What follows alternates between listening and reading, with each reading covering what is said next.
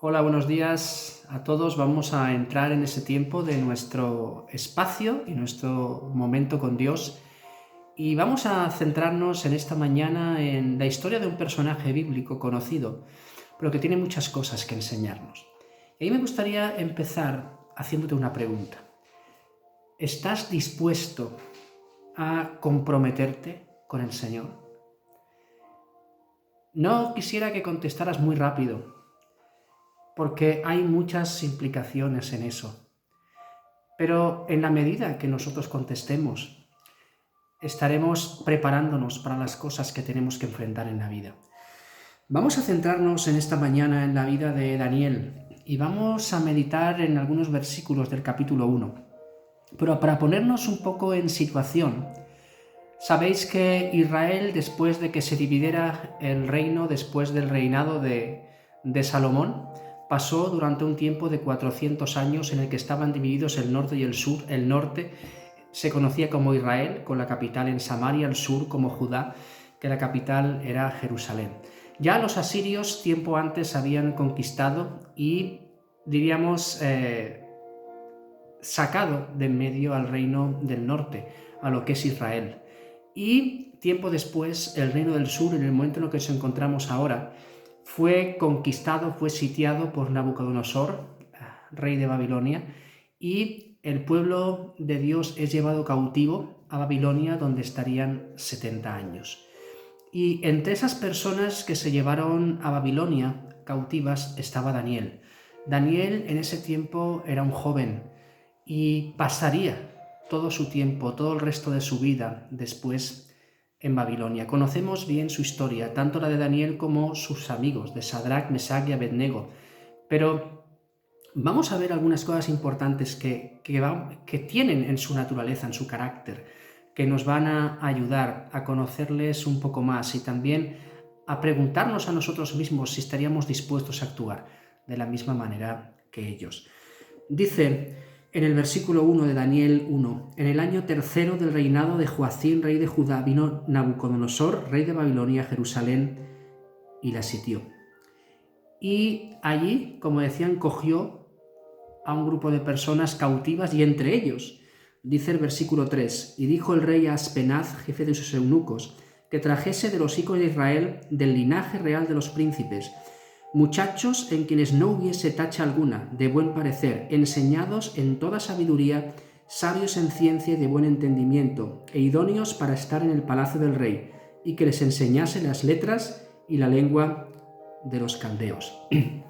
Fijaros que Daniel ya de entrada se nos dice que era una persona cualquiera, una persona preparada, era un joven que pertenecía al linaje real de los príncipes y además era una persona que conocía, era una persona que ya tenía su cultura hecha y fueron llevados este grupo de gente a Babilonia y allí querían que les enseñaran para luego entraran a trabajar, a servir en el palacio del rey.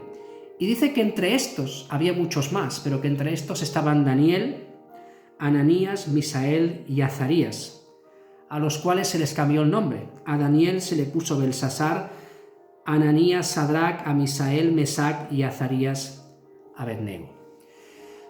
Pero no solamente Daniel llegó a ese lugar preparado intelectualmente, también llegó preparado espiritualmente.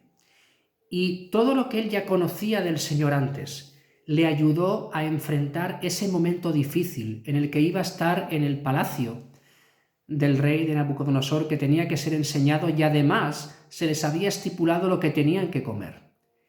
Pero Daniel dice en el versículo 8, quizás el versículo más conocido del capítulo 1, y Daniel propuso en su corazón no contaminarse con la porción de la comida del rey, ni con el vino que él bebía. Pidió, por tanto, al jefe de los eunucos que no se le obligase a contaminarse. ¡Qué decisión! Fijaros que él es llevado cautivo a un lugar y aún en medio de su cautividad, él tiene las cosas muy claras. Él no quiere contaminarse con la comida del rey. Él quería seguir siendo fiel al Señor, incluso en su lugar de cautiverio. Y si él pudo tomar esa decisión, es por los valores que él ya traía de antes, de cuando vivía en Judá. Y cuando pasamos por momentos difíciles, podemos enfrentar cada situación siempre por el trabajo que hemos hecho anteriormente.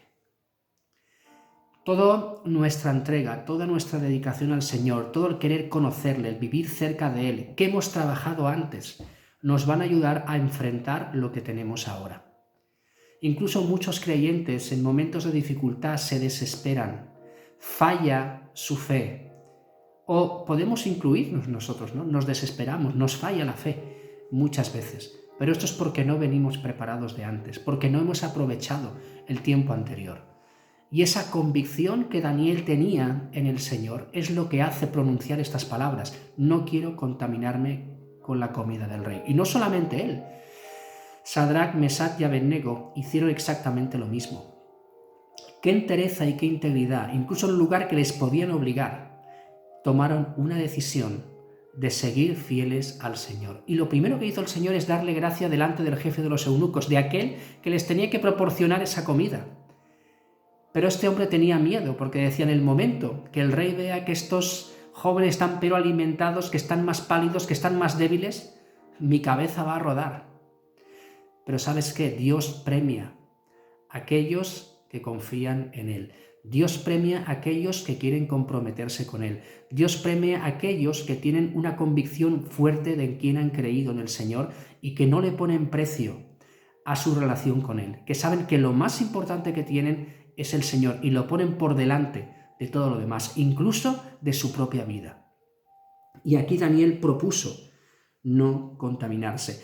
Incluso cuando escuchó el desespero del jefe de los eunucos, que corría peligro su vida, dice: mira, vamos a hacer una prueba durante un tiempo, y si realmente estamos más débiles, comeremos de eso, pero si no, tú mantente en que comamos legumbres y bebamos solamente agua. Y Dios contestó. Dios no deja sin recompensa a las personas que se toman esto en serio. Dice que al cabo de los 10 días pareció el rostro de ellos mejor y más robusto que el de los otros muchachos que comían de la porción del rey. Incluso comiendo legumbres y bebiendo solamente agua, el Señor les fortaleció de tal manera como ningún otro de los que estaban allí.